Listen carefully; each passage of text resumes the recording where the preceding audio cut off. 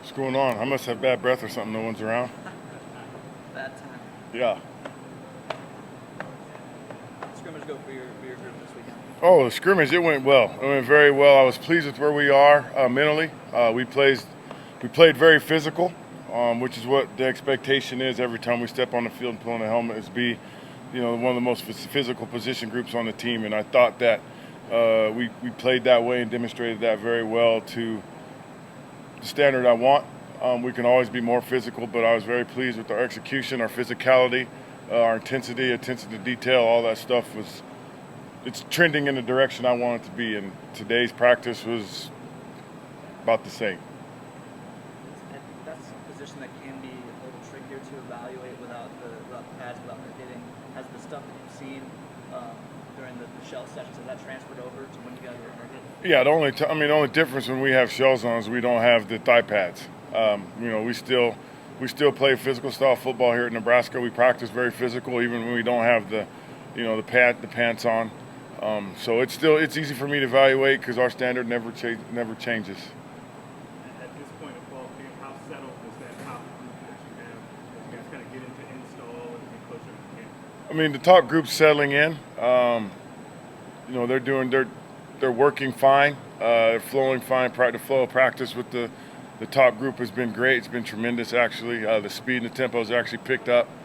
I think because the closer and closer we get to game week, the more and more practice gets. You can tell we're getting to game week. You can tell. Is there a difficulty in kind of paring that down some as you get closer? Because you can only give reps with so many guys as you get closer to the game. No, because we run so many plays in practice that I get here early in the morning and I make sure that certain guys get certain plays that they need to get so they can play at a high level and practice at a high level. The group that I have up front, it's been easy to give the reps that they need to get to make sure that they are ready to play. You've said in the past that you want eventually for there to be a lead back that emerges from this group. When do you want to have that figured out by? It's a great question. A lead back, is it a lead back? Is it a lead two backs? Is it a combination of certain guys? It depends on how the game's going, what the game plan is geared towards, what we're trying to accomplish, what the defense is doing, who's had the best week of practice, which three's had the best week of practice, which two, which one. It's like I said before, it's not a matter of if, it's when one gets banged up. Hopefully it's never banged up too much, but I want a 1A, a 1B, a 1C, a 1D, just because if 1A goes down, 1B is just as good. And they all know that the running back or running backs that are going to play are the ones that best put Nebraska to win football games every Saturday. Who are some of the guys that have been flashing as pass catchers? Oh, man, that's something we work on every day. I just talked to him about that after practice. In my mind, a running back, first of all, we do one thing that no one else does on the football fields. We run the ball, we catch the ball, and we have to pass. We have to block for it, right? And so we work on all three of those every day. We work on all three every day. And their ball skills have gotten every one of those ball skills has gotten better. They can track the ball in the air. They can run routes like a receiver. They can catch the ball in the backfield.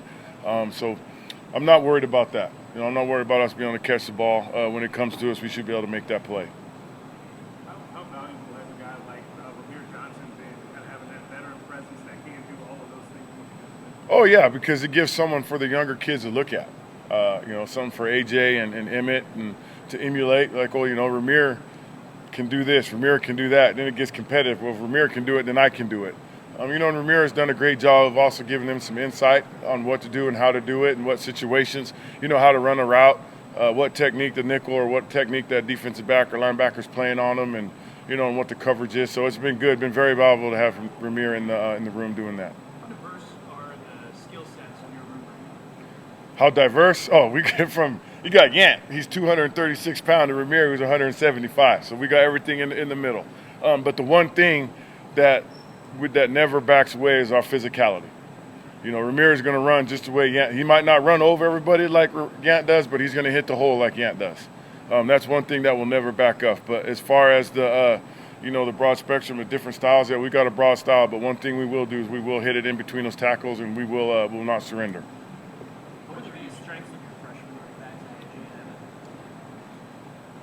the biggest strengths of AJ and Emmett, probably that they came to Lincoln, first of all, wanting to be Huskers. And second of all, their football background is pretty high. They caught on to concepts easily.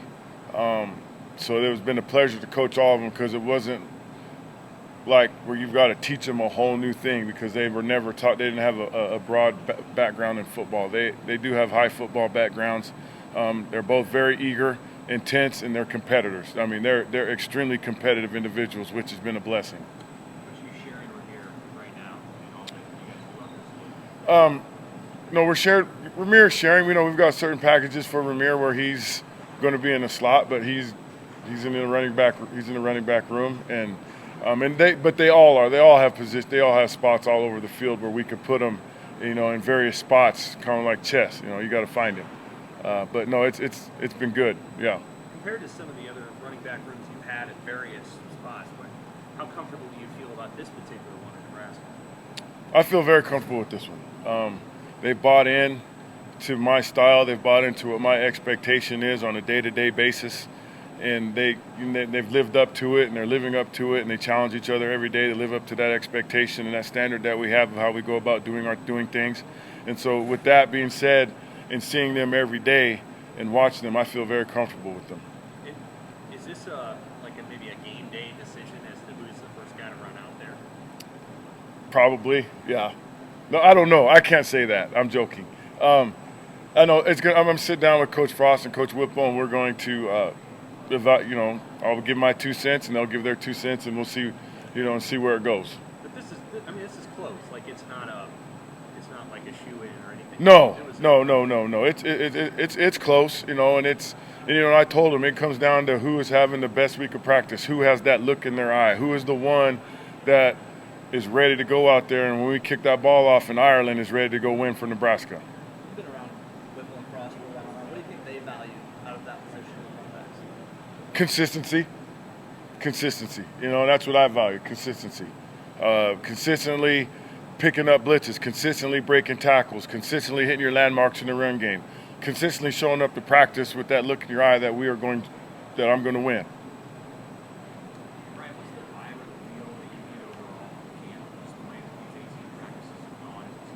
The vibe in the field, not being here in the past. Obviously, this is my first fall camp here with Coach Frost at the University of Nebraska. I love the vibe. I think, from what I've seen from spring ball, the summer workouts, and these 18 practices or whatever practices that we've had in camp, that this is a very hungry team. This is an eager team. This is a team that wants to please. This is a team that wants to play hard for each other. This is a team that wants to play hard for the state of Nebraska. This is a team that has a little bit of a chip on the shoulder. It's a team that is ready to go play and see, the culmination of the hard work that we've been doing since January, show up on the field. Coach, you talked about how important consistency is.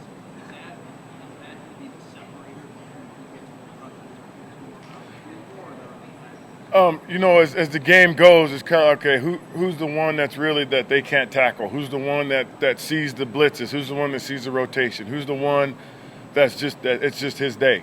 And that might be 1 or 2. It might be 3. It's just a feel for. I've been in a game where I had 3 running backs rush over 100 yards. I've had 2. I've had one that go for 250. It's just, it's all about a flow. To me, though, I want to make sure we always have a fresh running back in. You start getting into 30, 40 carries when that kid's getting hit. And in the game, if they're at 20 carries before the fourth quarter, how fresh is he? Because like I talked to him about today, when the fourth quarter comes, that's when the dogs have to show up. And I want to make sure we got 3, 4, 5 fresh ones going into that fourth quarter. Now, it might be 2 or 3, but I want to make sure that we have a fresh one going in so that level of consistency never, ever goes down. Among your guys in your room, who do you feel like knows the offense the best? How important is it to know an offense when you might have to have 6 plays in a row, no huddle, all that stuff? Oh, it's extremely important to know the offense. And I think they've all done a good job of preparing themselves mentally so they know what the expectation is on every play. They know the expectation in each situation and how to handle it. So it's going to come down to really, the consistency, because they know the offense. Our mental mistakes have been very minimal. So which I've been pleased with that, which tells me their level of preparation away from me. We're able to install something in the morning and then go out and practice it, execute it, and 10 minutes later. So that's been good. AJ's picked up things really quick. This is, probably the biggest thing he had to learn was probably just the whole pass protection thing, because he didn't have to do that in high school, which is normal for a running back coming out of high school, that he's the guy. Pass third down, he's the one who's getting the ball. He's not the one blocking for it. But he's bought into that part of it, and so it's been easy for him because he came in wanting to do all that. So, but he's picked it up. He's coming along very well.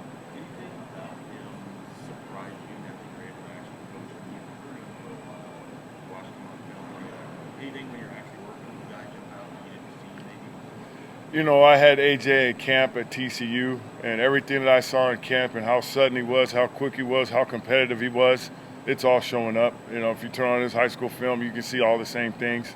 So it's, I'm excited about him, and I'm excited about Emmett's future too. I think those are two really good kids. First of all, they're really, really good kids. They're very humble kids. They're hardworking kids, and both of them want the best for Nebraska and themselves and the running back room in general.